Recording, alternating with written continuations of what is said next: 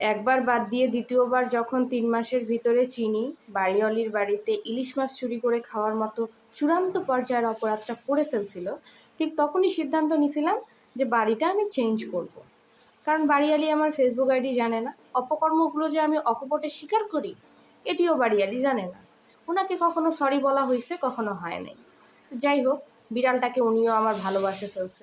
এই সুবাদে আমি ভাবছি যে থাক, মহিলাটা যখন আমাকে কিছু বলতেছে না, কিন্তু আমার নিজস্ব তো একটা মানবতা আছে, তাই না?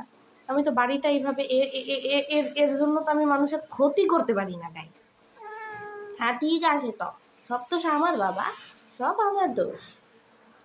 এখন ঘটনা যেটা হয়েছে যে বাড়ি চেঞ্জ করব, কালকে বাড়ি দেখতে বের হয়েছি, সকালে বাড়ি দেখছি, বিকালে বাড়ি দেখছি, যায় একটা পছন্দ হয়েছে 3 তলার উপরে।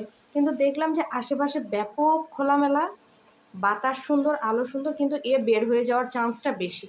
ক্যাট প্রুফ যদিও বা করে নেই, বাট উত্তর সাইডে একটা জানালা আছে, ওটা দিয়ে ওই স্মুথলি বের হয়ে যাবে। আর ওই জানালাটা মানে একটু ডিস্টার্ব আছে আর কি।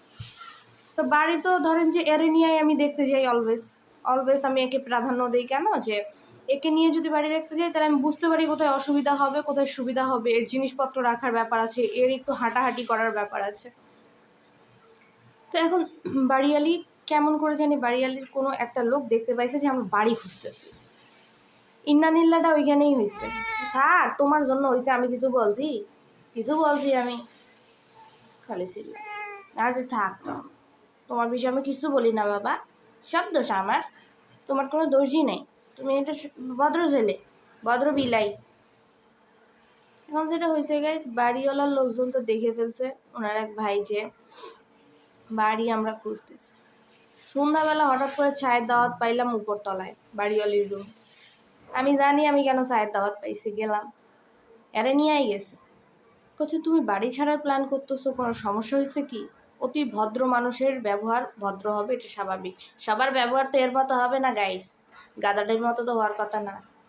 যাই হোক, তারপর যখন আমি আন্টিকে বললাম যে আন্টি অ্যাকচুয়ালি আমার বিড়ালের জন্য আপনার বারবার ক্ষতি হচ্ছে, এটা আসলে আমি মানতে পারতেছি না। আর একটা পশু মানুষকে কীভাবে বা এতক্ষণ বেঁধে টেঁধে রাখি, আমি তো একটু ছেড়ে দিই মাঝে মাঝে। বলছে এইটুকুর জন্য তুমি বাড়ি চেঞ্জ করবা? এই কথা বলতে বলতে ঘরে কাজের বুয়া ওনার রান্নাঘরে মুরগি কাটতেছিল, একে একটু ঘরটার মধ্যে ছেড়ে দিলাম। আন্টি আমি চা খায় গল্প করতেছি উইথ মাই হাজব্যান্ড। মাংস কাটার সময় আন্টিটা ওয়াশরুম গেছে, যে আন্টিটা মাংস কাটে, রান্না বান্না করে। আমার গাধাটা বাইসে বাইসে কলজিটা নিয়ে আমার সামনে হাজির হয়ে বসে আছে। আন্টি তাকায় আছে, হাজব্যান্ড তাকায় আছে, হেতিয়া আমার দিকে তাকায় আছে। আলাইও না, হয়েছে কিছু করনি, তুমি কিছু করনি, তুমি কিছু করতে পারো না। এই হয়েছে ব্যাপার স্যাপার।